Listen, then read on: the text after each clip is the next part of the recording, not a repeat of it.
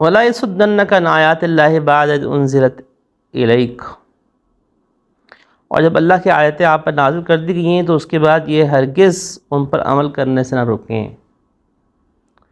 اس میں نقطہ اور پہلو بہت واضح ہے کہ کفار کی مدارات یا کفار کی خیال رکھتے ہوئے شریعت کے کسی حکم کے اوپر عمل نہ کرنا یہ درست نہیں۔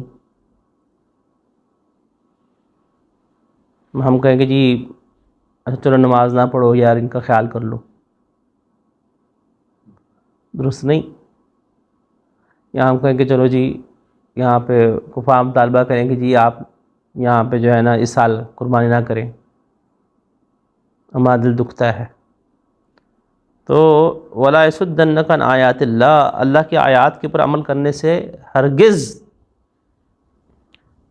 نہ روکنے نہ پائیں عمل کرنے سے یہ کفار تمہیں، جبکہ اللہ نے آیات نازل کر دی۔ تو جب کفار کی وجہ سے نہیں، کسی مسلمان کی وجہ سے نہیں، اور جب مسلمان ہے تو پھر ہم نے کہا کہ رشتہ داروں کی وجہ سے بھی نہیں۔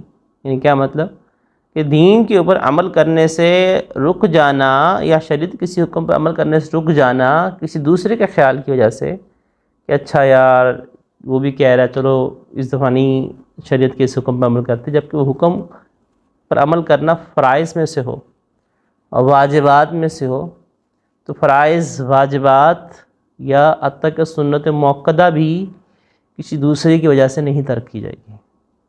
مستحبات ہیں تو وہ تو ترک کیے جا سکتے ہیں کسی مسلمان کی وجہ سے، اگر کسی مستحب کی وجہ سے کسی مسلمان کو تکلیف ہو رہی ہے، مثلا قرآن کریم کی تلاوت ہے، قرآن کریم کی تلاوت اونچی آواز سے کرنا، اول تو ویسے ہی ادب یہ ہے کہ اونچی آواز سے نہ کی جائے، آہستہ آواز سے کی جائے۔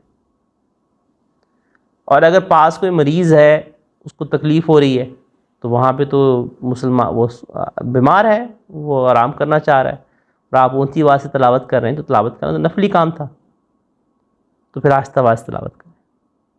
وہاں پہ تو ضروری ہے کہ آہستہ آواز تلاوت کریں، دوسرے کو ایذا نہ دیں۔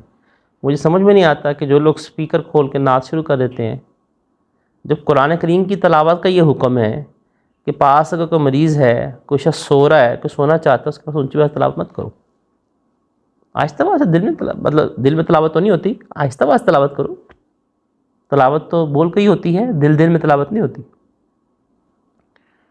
تو تلاوت جو ہے وہ ضرور کریں، کرنی قرآن کا حق ہے، تلاوت کریں، لیکن اتنی اونچی آواز تلاوت کرنے کی کیا ضرورت ہے؟ اگلا سو نہیں پا رہا، اگلا اپنا کوئی کام نہیں کر پا رہا، اور جب قرآن کریم کی تلاوت کی جائے تو اس پر لازم ہو جاتا ہے کہ وہ سنے اس کو، تو آہستگی سے تلاوت کرے۔ جب تلاوت کا یہ حکم ہے تو نعت سپیکر پہ پڑھنے کی کیا ضرورت ہے؟ اور یہ سحری کے اندر 3 بجے کہتے ہیں جی ہم جگانے کے لیے کر رہے ہیں۔ بھائی جگانے کے لیے لوگوں کے پاس الارم موجود ہے، گھڑیاں موجود ہیں، کیا ضرورت ہے؟ سمجھ سے باہر ہے۔ ہاں ایذا دینا ہے، تکلیف دینا ہے۔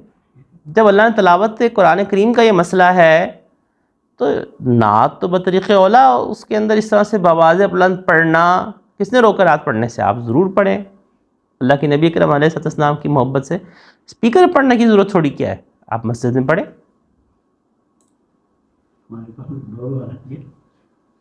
ڈھول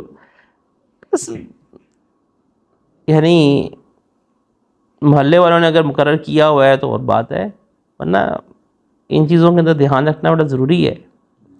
پر تو خیر ضمن دوسری بات ہوگی کہ شریعت کے اوپر حکم جو فرائض ہوتے ہیں، واجبات ہوتے ہیں اور سنت موقدہ بھی، ان کا ترک کسی مخلوق کی وجہ سے درست نہیں ہے۔ اسی طرح سے جو اللہ نے حرام چیزیں کی ہیں ان کی حرمت سے رکنا کسی مخلوق کی وجہ سے درست نہیں۔